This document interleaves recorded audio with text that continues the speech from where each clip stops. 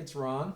And one of the great things that's happening right now on the internet is that musicians, famous musicians of all styles and levels, are posting videos of themselves playing music from their own homes, right? Because at least at this current time, they're not playing concerts out. So they're connecting with their fans and us that way, right? So on one level, it's fun to see a great jazz musician or folk, or I was watching a video of Paul Stanley, the guitarist in the rock band Kiss, because when I was 13, I went to my first rock concert at Madison Square Garden, and it was Kiss. So I said, I wonder what they're up to. And he's in his rec room just strumming a guitar, telling stories about the songs and singing a little bit, very casual. And on the one hand, it's fun because we're getting all this great stuff to listen to and watch. Also, we get a little insight into their lives, see where they live and everything. But even more than that, something subtle is going on that is a little sort of behind that a little bit. So what we're doing is we're getting a glimpse of these musicians, how they really play. Because when we listen to a recording, we're not hearing how they sound all the time. And Herbie Hancock was the one who clued me in on this. There was an interview with Herbie where Herbie came up in the 50s, and they asked him, how was the way you learned how to play jazz different than someone like Wynton Marsalis, who came up in the 70s, teenager probably, I guess, in the 70s, and is learning jazz.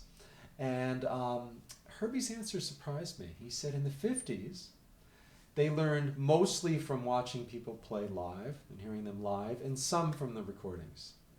By Wynton's time, it had reversed. Wynton was learning mostly from recordings, and then, yes, some live, especially in New Orleans where he lived. But this is Herbie's take, not necessarily mine, because I wasn't there. So Herbie said the big difference was that when he was growing up, if you went to see someone play in a club 5 nights in a row, you're going to hear them sound badly and make mistakes, because everybody does, right? But he said the newer generations are hearing note-perfect recordings. And he didn't think that was a good thing, because it puts too much pressure on ourselves. This is me interpreting it. It puts too much pressure. So I've been in recording. I produced an album. I'm not going to mention names, but I produced an album for a singer once where I played piano on half, and there was a really well-known jazz pianist on the other half too. A great guy. But there was one tune where he did where it was mainly just him and the vocalist, and he played so passionately. It was beautiful. It was a ballad, but there was one tiny little wrong note, like a tiny little wrong note you wouldn't even notice. And then there was another take where it was pretty careful, and it wasn't nearly as good, in my opinion, as the other one. And when they listened to the playbacks, he insisted that the note perfect one be used, because he didn't want anybody to hear him making a mistake over and over again, even though I was like, come on, I didn't say it, but the idea was that the other one was so much better. And so when we listen to these recordings often, we don't realize it, but we're hearing somebody either be very careful, or we're hearing the 1 out of 5 takes that just happen to come out perfectly, right? Great players don't always play perfectly. Great does not mean note perfect. That's a big distinction. Often playing note perfect or putting something out there that we know everybody's going to hear for years on a recording or video or something, we're overly careful, right? So what we're hearing now is people just playing the way they play. And it sounds great, right? So I think we can connect with that and be inspired by that. I saw a video of Michael McDonald, old Doobie Brothers pianist and solo artist, right? Play and sing from his studio at his home. And it was great. He did it for like 20 minutes, and he sounded wonderful. But it did not sound just like he does on recordings, where everything's, just sort of, exactly perfect. He was, he was playing, and it was raucous, and then it was beautiful, and everything just like he plays. So that's the point there. So when you watch these things, get inspired by the fact that we're all people, and you're hearing how they actually sound. It's a big distinction.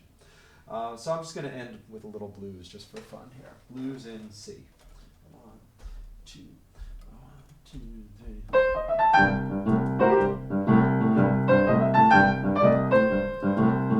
3.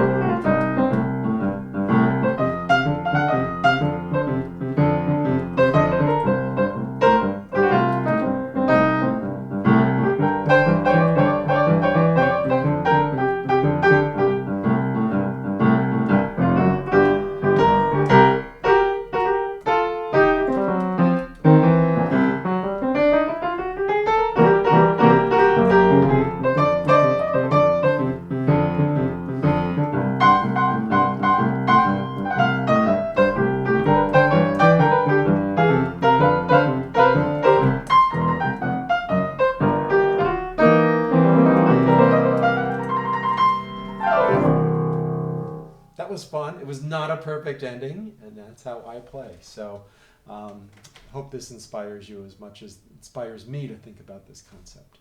Check out your favorite artists, and that's who they really are.